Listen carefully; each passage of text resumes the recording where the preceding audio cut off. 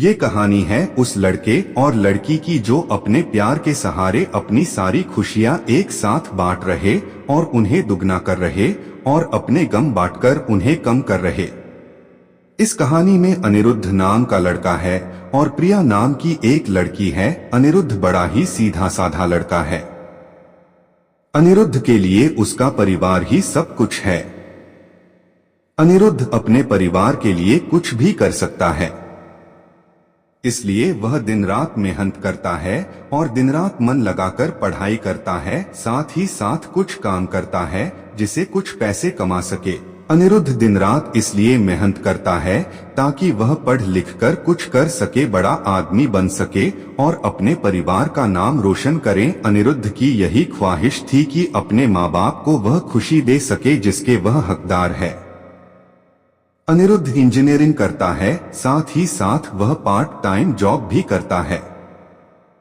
अनिरुद्ध चाहता है कि वह बहुत बड़ा आदमी बने, उसे अपने करियर में सक्सेस मिले ताकि आगे चलकर उससे उसके परिवार को किसी भी तरह की मुसीबत का सामना न करना पड़े।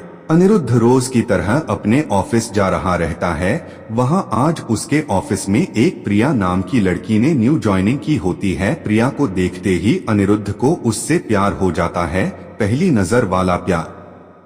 प्रिया भी अनिरुद्ध की तरह ही सीधी साधी लड़की होती है जिसके लिए उसका परिवार और उसका फ्यूचर ही सब कुछ है। वह अपने माँ बाप का हाथ बटाने के लिए पढ़ाई के साथ साथ पार्ट टाइम जॉब भी करती हैं। प्रिया लेकिन अनिरुद्ध से थोड़ी सी अलग है। अनिरुद्ध अपने माँ बाप के कहने पर चलता है, जैसा वह कहते हैं वह वैसे ही करता है। लेकिन प्रिया अपने सपनों को जीना चाहती है, वह अपने सपने पूरे करना चाहती है। उसका जो दिल चाहता है वह वही करती है। उसने कभी दुनिया की फिक्र नहीं की, लेकिन उसके परिवार की पुरानी सोच उसके सपनों के आड़े आ गई, इसलिए प्रिया अपने सपने अब तक जी नहीं पा रही थी। पर उसके मन में अभी आशा जगी हुई थी। उसका भगवान में भी काफी विश्वास था। उसे यकीन था कि एक न एक दिन उसके सपने जरूर पूरे होंगे। जब अनिरुद्ध और प्रिया की पहली मुलाकात हुई, अनिरुद्ध उसे अपना दिल दे बैठा। उस दिन से दोनों में दोस्ती हो गई। प्रिया को अनिरुद्ध का स्वभाव अच्छा लगने लगा। अनिरुद्ध हर वक्त उससे बात करता, उसका छोटी छोटी चीजों में मदद करता, हर वक्त उसका ख्याल रखना, हमेशा उसे पूछना कि उसने खाना खाया कि नहीं। धीरे धीरे प्रिया भी अनिरुद्ध को पसंद करने लगी थी। फिर एक दिन अनिरुद्ध ने प्रिया से अपने प्यार का इजहार किया और प्रिया ने भी हाँ कह दी, क्योंकि प्रिया को भी प्यार चाहिए था। वह हमेशा अकेली थी, अंदर से उसे कभी इतना प्यार नहीं मिला किसी से और ना ही किसी ने कभी उसकी परवाह की। अनिरुद्ध का ऐसा स्वभाव प्यार भरा और परवाह करने वाला देखकर प्रिया ने उसके प्यार को कबूल किया और अपने प्यार का भी इजहार किया। इसी तरह दोनों एक साथ घूमते मिलते, एक दूसरे से बातें करते और अपने प्यार के खुशियों के पल समेटते रहे। प्यार में मीठी तकरार तो होती है, इनके बीच की तकरार हुई पर इन्होंने एक दूसरे को समझा, एक दूसरे को संभाला और हमेशा एक दूसरे का साथ दिया। अनिरुद्ध और प्रिया दोनों एक साथ कॉलेज जाते हैं, एक साथ काम पर जाते, जहां जाते हैं हमेशा एक दूसरे के साथ रहते।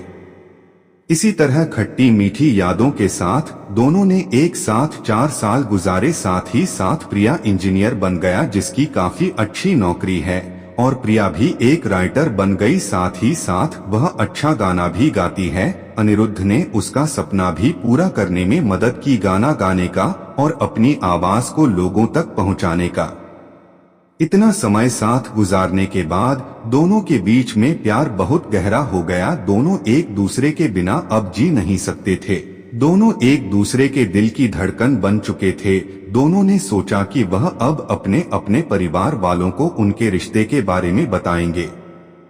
जब दोनों ने यह बात अपने घर में बताई तब दोनों के ही परिवार वालों ने इस रिश्ते से इनकार कर दिया। इनके दोनों एक कास्ट के नहीं थे, दोनों अलग अलग कास्ट के थे। उनके परिवार वालों को यह मंजूर नहीं था कि उनके बच्चे उनके खिलाफ जाकर, बिरादरी के खिलाफ जाकर, अपनी कास्ट के खिलाफ जाकर किसी और से शादी करें।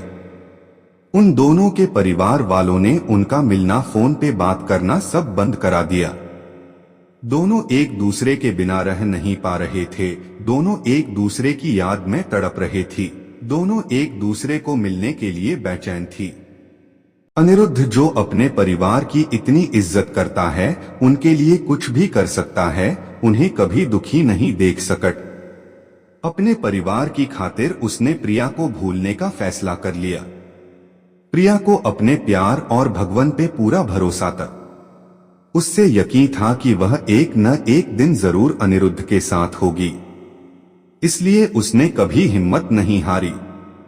उसने बहुत कुछ किया अनिरुद्ध को पाने के लिए। रोज सुबह शाम वो भगवान से प्रार्थना करती, रोज अपने माँ बाप से कहती कि उसने कभी भी उनकी कोई बात नहीं टाली, किसी चीज के लिए उसने ना नहीं कहा, बस अपनी जिंदगी का फैसला वो खुद करना चाहती थी, क्योंकि वो जानती थी कि उसकी खुशी अनिरुद्ध के साथ है और किसी के साथ नहीं।